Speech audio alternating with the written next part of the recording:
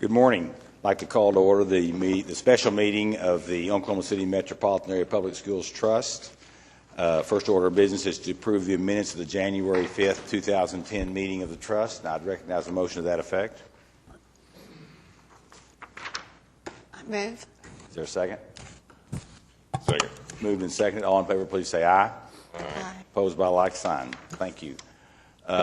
Next, we have our couple of financial reports. First, we are being asked to approve the Oklahoma City Metropolitan Area Public Schools Trust Revenue and Obligation Report for November 2009. It's in your packet. Are there any questions? Seeing none, I'd ask for a motion to approve this report. I move. Smoke moved. Is there a second? Second. Moved and seconded. All in favor, please say aye. Aye. Opposed by like sign. Next financial report is we're being asked to ratify the Oklahoma City Metropolitan Area Public Schools Trust payments. It's also in your packet. Are there any questions? Seeing none, I'd recognize a motion to please approve these payments. So moved, Mr. Chairman. Moved and seconded. All in favor, please say aye. Aye. Opposed by like sign. Thank you. Now we have the next item is to recommend Independent School District number 89 of Oklahoma County, Oklahoma, to approve the preliminary report for Johnson Elementary School Project EB 20. Thank you, Mr. Chairman. We do have one presentation for you this morning. We have Terry Parker here with AI Architecture Incorporated to make this presentation and answer any questions that you may have.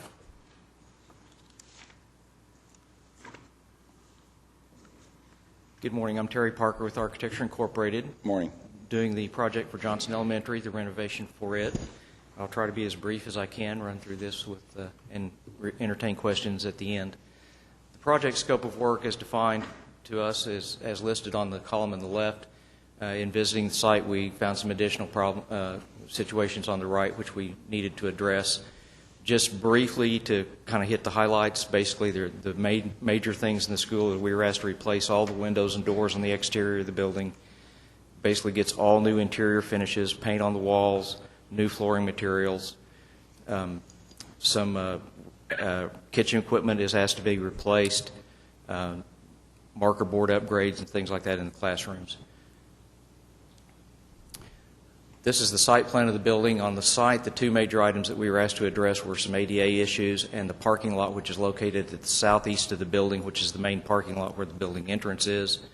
That lot will be removed and replaced with a new concrete parking lot.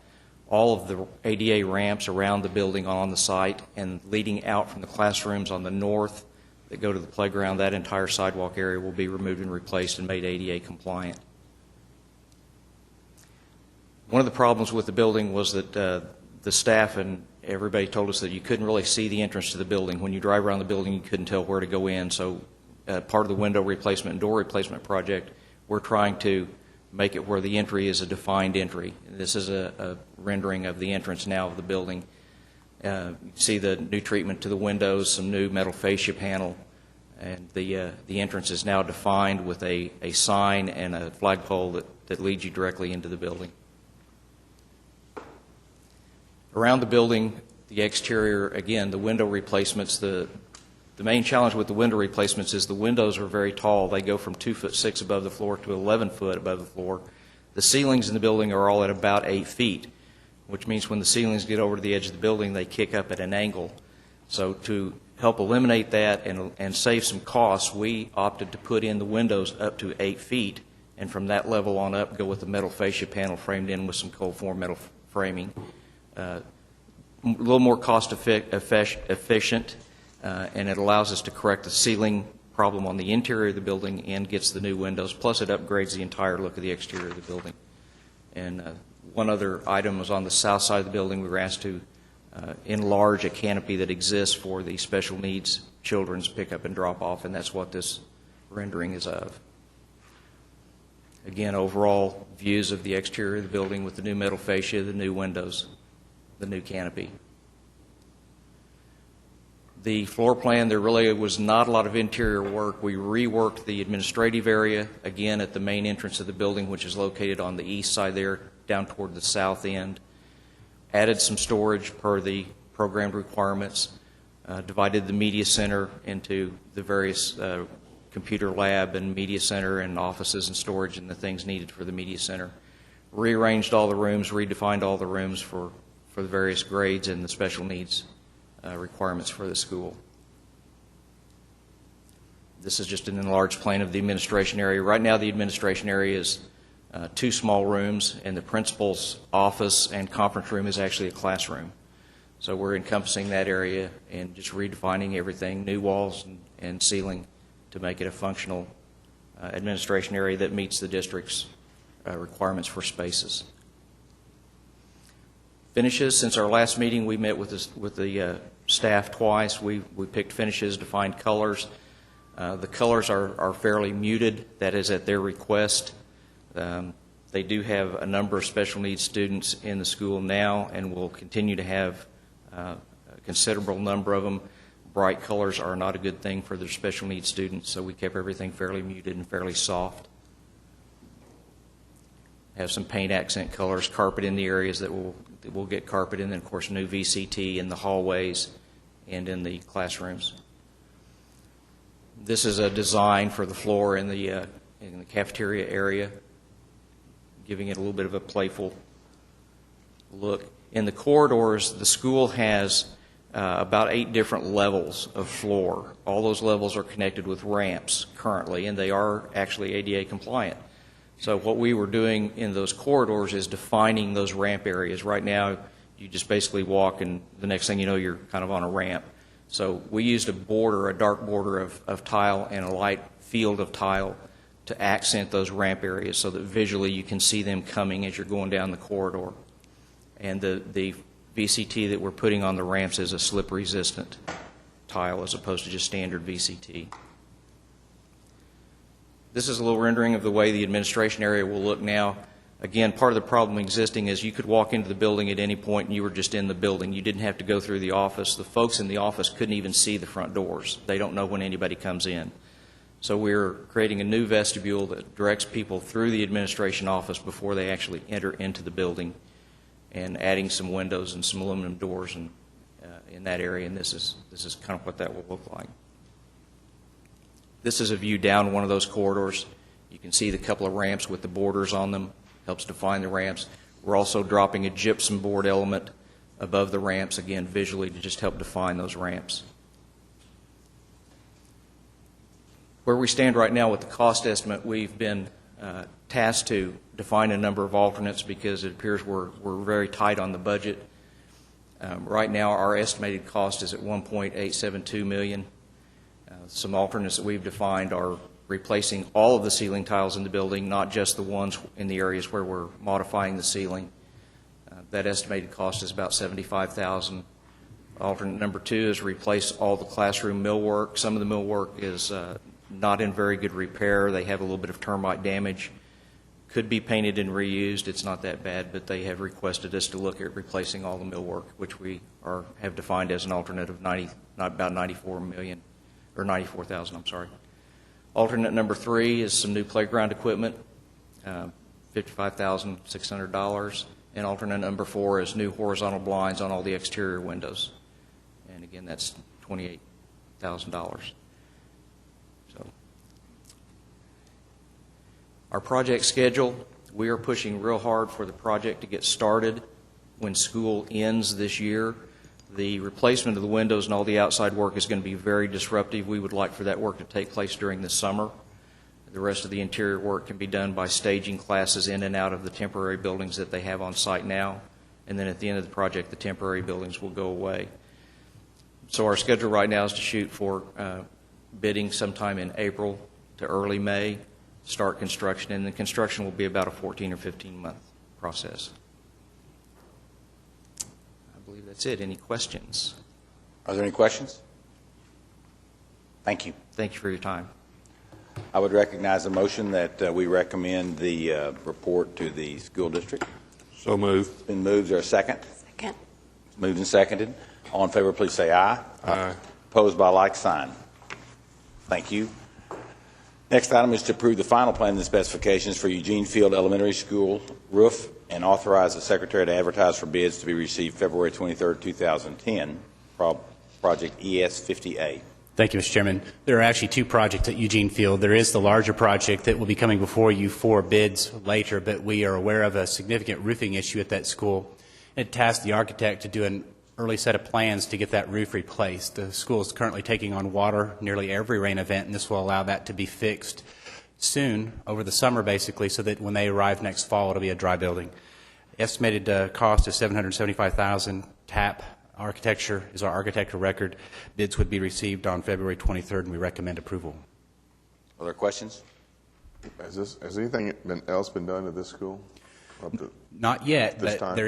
there are additional plans that TAP is preparing that will come back to this trust for approval. This is So we just going to fix be the roof first? We're just going to get the roof on immediately. Yes. That's a good idea. Okay, I'll make the motion. It's been moved. Is there a second? I second. Moved and seconded. All in favor, please say aye. Aye. Opposed by like sign. Thank you. Next, being asked to adopt a joint resolution between the Trust and the Board of Education, School District Number 89, in adopting the City of Oklahoma City contract for 800 megahertz trunked communication system and authorizing expenditure of $140,260 to Harris Corporation for the design, procurement, and installation of a public safety radio system at U.S. Grant High School, Project EB5. Thank you, Mr. Chairman. This is a non-traditional item for us. Grant obviously has been open for a number of years. We opened that school in January of 2007. We also have acceptance pending on this, but one of the issues that we've discovered while in operation is that the police radio system that's citywide is not effective inside this building. We've tried to study reasons why. It has a very similar structure to the other two high schools, but it is somewhat different in that they just have areas of no coverage within that facility. We have the opportunity to engage the same contract that the city has used throughout facilities across Oklahoma City at Grant High School, using the same consultant to ensure that we can get that coverage in that building. The estimated cost is $140,000, and upon adopting this contract, we would then use school district bond funds, the same funds that were used to build Grant High School, to enhance that radio system to ensure student and public safety. We believe that one of the reasons we've got the dead coverage down there is because of the fact that we build the storm shelters. And so we went to a higher level of construction in there, and we've got additional rebar, tighter rebar, and I think the cages of the rebar that we built to create the storm shelter situation has made it just dead down there. And because of the number of students that are down there and the amount of activity, the police really feel, for safety reasons, that they do need coverage within that school.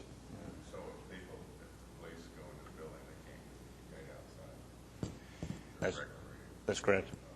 And we've got, we have a very extensive radio system. We've got great coverage. We've got coverage we've got coverages down at the concourse and down. We've got coverages in the tunnels out at Will Rogers Airport, and we've got a lot of areas covered, except Grant High School, because of the dead area that we've created because of the storm shelters. Okay, is there a motion to approve this? I move. It's been moved. Is there a second? Moved and seconded. All in favor, please say aye. Aye. Opposed by like sign. Thank you. We now have some change orders and amendments.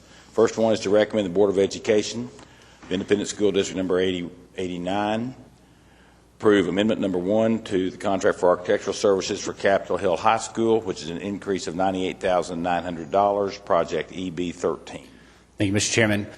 I think we knew going in, as we renovated some of the largest high schools in Oklahoma City, that there were going to be several unknowns. And after we've just recently finished the preliminary report for Capitol Hill, there are several items that were not originally negotiated as a scope of work with our architect.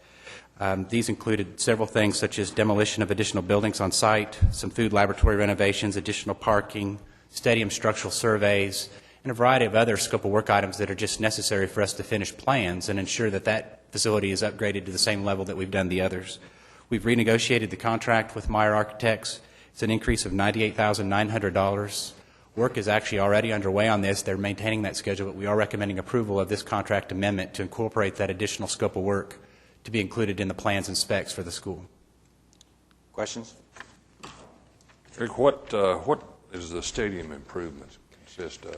We had included a general budget at each of the high school facilities of about $350,000 for them to then survey and determine what's its best use. It is not by a long shot going to completely upgrade Spiegel Stadium. That stadium is actually a part of the 2007 bond issues, so the majority of the work will come later, but there are some safety issues there currently with wooden bleachers that are deteriorating, some concrete that is failing, lighting systems that don't work, that we're having this architect look at and address and see what minimal improvements should be provided as a part of Maps for Kids. Later, when the bond issue work were to come along, that would then be upgraded to full standards.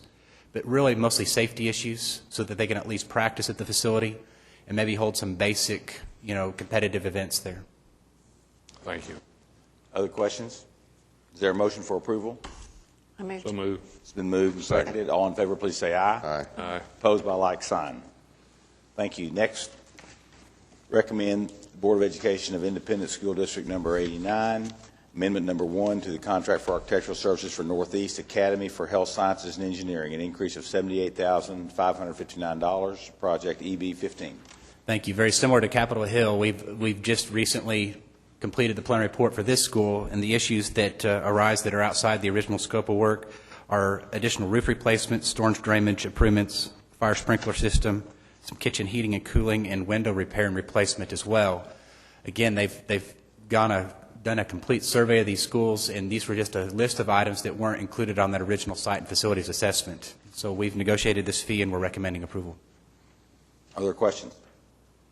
Is there a motion for approval? So moved, Mr. It's been Chairman. moved. Is there a second? Second. Moved and seconded. All in favor, please say aye. Aye.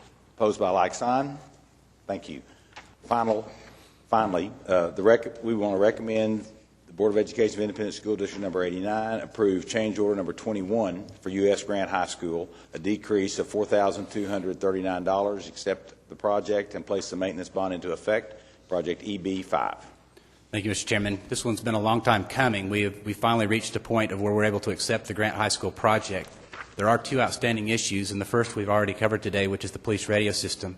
This deduct actually removes the card access system that wasn't part of the original standards for Maps for Kids. The card access system that was bid was a standalone system that the district does not want. There are some new standards that we're implementing district-wide. I would anticipate at some point in the future we may come back similar to like the radio system and recommend approval of a card reader system that we might install at this facility. But all the work that was originally scoped to be completed by Bolt Construction has now been complete, and we are recommending acceptance of the project. Are there any questions? Seeing none, I'd ask for a motion to approve. So moved. It's been moved. Is there a second? Second. Moved and seconded. All in favor, please say aye. Aye. Opposed by like sign. Thank you. Mr. Couch. Mr. Chairman, thank you. First of all, on the schools, we're presently in design on 22 schools now, construction on 17 schools, and we're on A&E selection on virtually the rest, 13 schools. Rancho Villa, Hayes, Arthur, and Rockwood to begin design in the February-March timeframe. On technology, all technology projects complete except for desktop computers and network equipment in schools. The final desktop computer deployments will be made this year. It's 9,000 total desktop computers once complete. And network computer installations will proceed as construction is completed at each school. There are no community meetings before the next trust meeting. However, meetings held earlier this month, we had Sequoia Elementary. The preliminary report community meeting was held on January 7th, and the Emerson Alternative School Planning and Programming Community Meeting was held on January 14th, and significant solid turnout for the Emerson project. Our next trust meeting is next Tuesday on February 2nd, and I really appreciate the trustees coming together for today's meeting because we had a couple of items on here that were necessary to keep the projects on schedule, and if we didn't meet today, then we would have missed the council meeting, and it just keeps getting pushed back and back on some of the projects. So we do appreciate that, so we can keep the program on schedule. Obviously, there's projects that we're scheduling to put out to bid almost every couple of weeks now. And then meeting next week is important because we've got several reports and bid items and change orders requiring approval, and again, keeping those programs moving onward. So thank you very much for working with us and coming today. Be happy to answer any questions. Are there any questions? Seeing none, are there any comments by trustees, staff, staff, citizens? We are adjourned.